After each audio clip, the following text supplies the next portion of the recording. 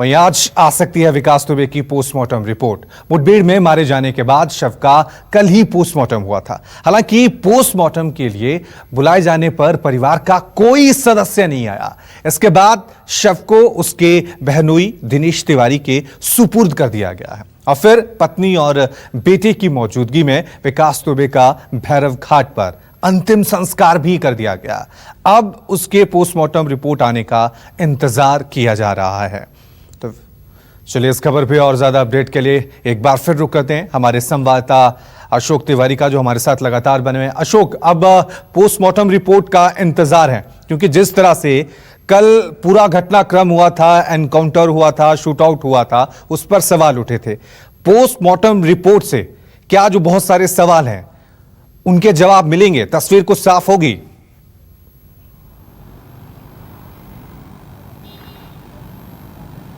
देखिए, दरअसल अगर आप कल यूपी पुलिस की थ्योरी पर नजर डालिए तो कल एसटीएफ की तरफ से बाकायदा एक प्रेस नोट जारी करके ये कहा गया था कि जब वो हाईवे की तरफ से कानपुर के अंदर आ रहे थे विकास दुबे को लेकर, एसटीएफ की टीम जब आ रही थी तो उस वक्त एक डिवाइडर के पास उनकी गाड़ी अचानक से ब्रेक लगाना पड़ा, क्योंकि सामने भैंसों का एक झुंड आ गया था। बहुत सारी भैंसें आ गई थी, जिसकी वजह से ब्रेक लगाना पड़ा और गाड़ी अनियंत्रित हो गई और उसके बाद गाड़ी हाईवे की बाईं तरफ जाके गिर पड़ी।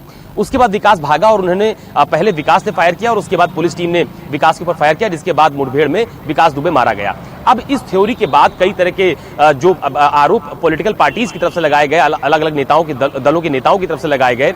उसके बाद यही कहा गया कि अचानक टोल प्लाजा पार करने के बाद विकास के साथ मुठभेड़ अचानक कैसे हो गई, ये कई सवाल खड़े करती है। ये आरोप जो अपोजिशन की पार्टीज हैं उनकी तरफ से लगाया गया।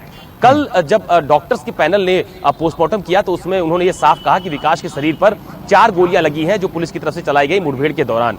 तो काफी कुछ तस्वीर लगभग साफ है, लेकिन अब चूंकि पोस्टमार्टम रिपोर्ट आने का इंतजार किया जा रहा है, उसके बाद और तस्वीर और साफ हो पाएगी कि आखिरकार अब विकास के पोस्टमार्टम रिपोर्ट में क्या कुछ निकल के सामने आता है।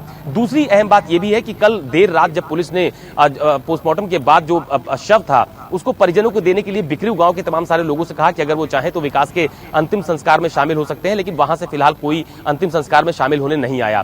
कुछ लोगों की मौजूदगी में, जिसमें विकास की पत्नी थी, उनका बेटा था, उनके मिलने वाले एक आध लोग थे और इसके अलावा उनके जो बहनोई थे, उनकी मौजूदगी में फिलहाल अंतिम संस्कार किया गया। लेकिन उसके बाद से अभी तक तमाम अगर घटनाक्रम पर आप नजर डालिए तो जो मुठभेड़ हुई उस पर कई आरोप लगाए गए हैं कल से लेकर आज तक। तो अब पोस्टमार्टम रिपोर्ट का इंतजार है। उम्मीद है कि अगर पोस्टमार्टम रिपोर्ट सार्वजनिक होगी तो उसके बाद कम से कम जो कुछ सवाल जिनकी वजह से मुठभेड़ सवालों में है उसमें और तस्वीर साफ हो पाएगी।